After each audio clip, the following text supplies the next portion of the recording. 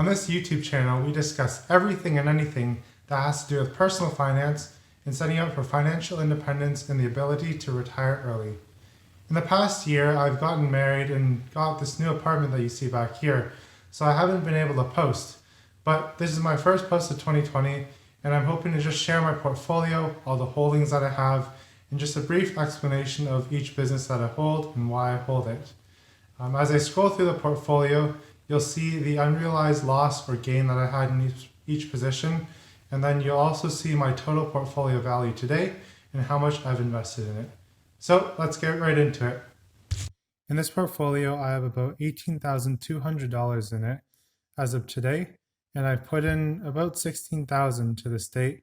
So you can see already today I'm up $161 without doing anything.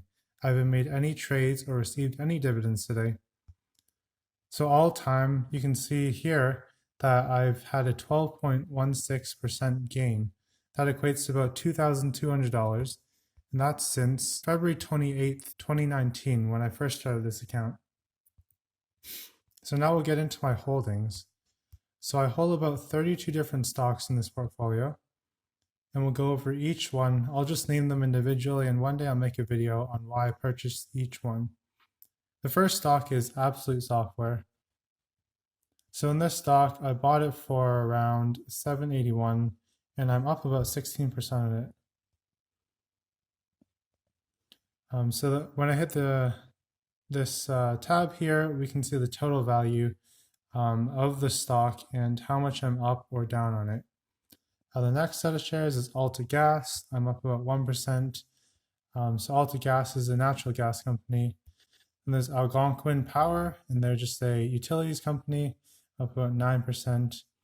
Next is ATS. ATS is up about 16%.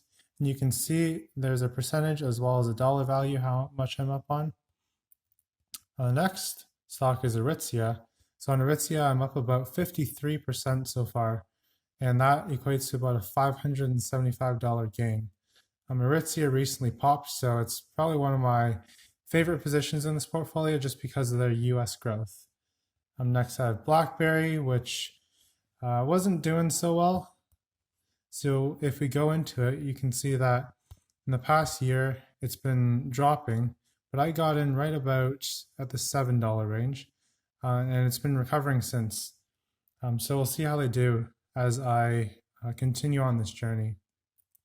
The next stock is Brookfield Property stock, which I bought recently, and I'm up about 6%. The next one is Canadian Apartment Rentals.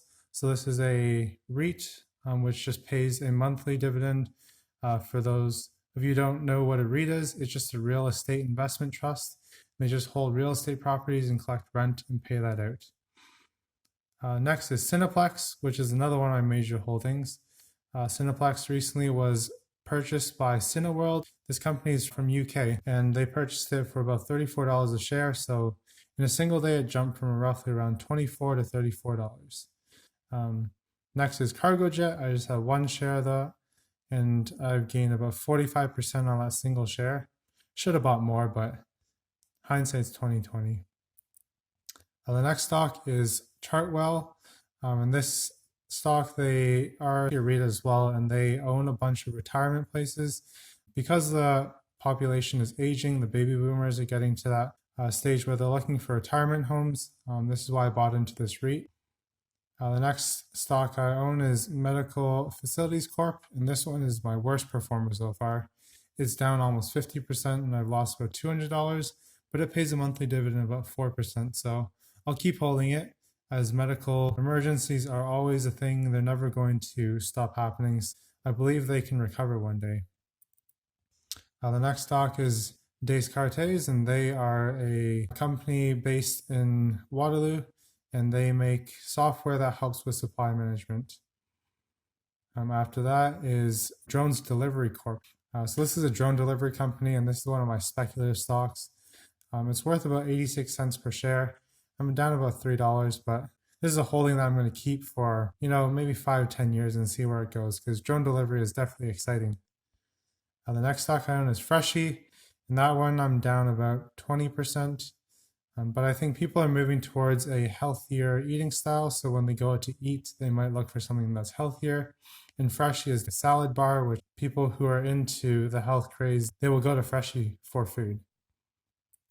Next, we have Fortis, and they're a utilities company. Are pretty stable and they pay out a nice dividend. I also own Canada Goose. I've been buying into this one as it's been dropping recently, and I think Canada Goose has a bright future just by their China expansion. I'm going to hold on to these and see where it goes in the next couple of years as the trade war with US and China starts to slow down. Next, we have Hydro One, and I'm up about 10% on this one. This is another utilities company. They pay a dividend, which I enjoy getting. We also have Interpipeline. So this is a gas pipeline company. So they own just pipelines that transport gas from A to B. It's a very steady company where the business doesn't fluctuate too much. It's not based on the oil and gas demand. People actually buy a number of liters that they want to transport. So they have a pretty stable business and they pay about an 8% dividend. Moving on, we have Kinaxis, which is a supply management software company. These guys have been on a tear. They're up about 42% so far. And I also own this in another portfolio of mine. We have Laurentian Bank, so another bank stock. I'm in it for the dividends. Next is Lightspeed, and they're a company that's very similar to Square, where they make a point of sale unit and they sell it to some small and medium businesses to use for making transactions with customers. They IPO'd recently in Canada, maybe in the past year or so. They've been doing pretty well, so I'm happy with their performance. Just seeing that these point of sales machines are definitely coming into the small and medium businesses a lot more because they're more economical, they give you better statistics, and just measuring your business's performance. Next, we have Manulife, which is an insurance company. MSI is a human resources company, and it's called Morneau Shepell. This one I recently bought into, just a couple of shares just to see how it goes, because human resources, if you outsource it to this company, I think they definitely give companies cost savings. So they're a bit of a smaller cap stock, $2.2 billion, and they also pay out a dividend, which I like. Next, we have OpenText, which is a fairly large tech company, and they just apparently their business plan is to buy other businesses and use their products and sell their products. So they're sort of becoming a holding company. We also have Patriot One, and they make detectors for weapons. So this is used in airports. This is a speculative play, seeing as I only have about $32 in it, down about 29%, but this is also a long hold. Next, we have Park Lawn Corporation. And Park Lawn, they own a bunch of real estate, and on these real estate properties, they have funeral homes. So there's three things certain in life, which is death, life, and taxes. So since everyone's going to die one day, Park Lawn Corporation will never run out of business. The next stock we have is Sierra Senior Living, and this is another retirement home REIT, which I hold. And again, I'm holding it for the same reason that I hold Chartwell. The next holding we have is Slate Office Real Estate Investment Trust. This pays out about a 6% dividend, and they just hold office buildings in the Toronto area. Third last, we have Storage Vault Canada. And this one I started buying into heavily recently. And they are a company that they're consolidating the storage business. So those storage units that you see, like U-Haul storage units, Storage Vault Canada, they buy up the mom and pop shops, and they just bring a lot more efficiencies to the business because they have HR and finance, which can oversee many buildings rather than each building having their own HR person or their own finance person.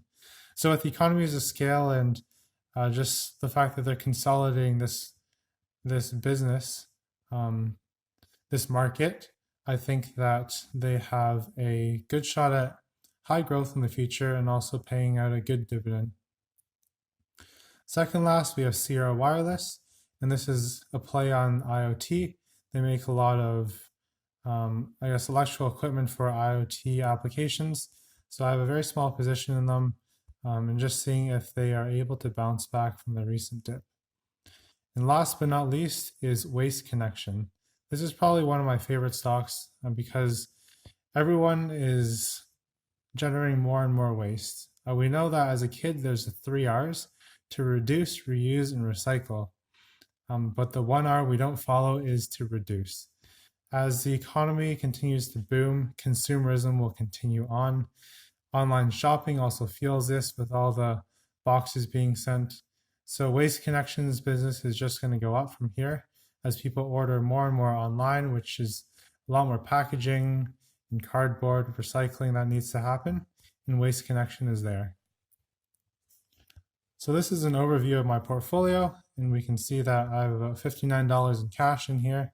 I plan to continue depositing money into this portfolio over the years and just seeing it grow.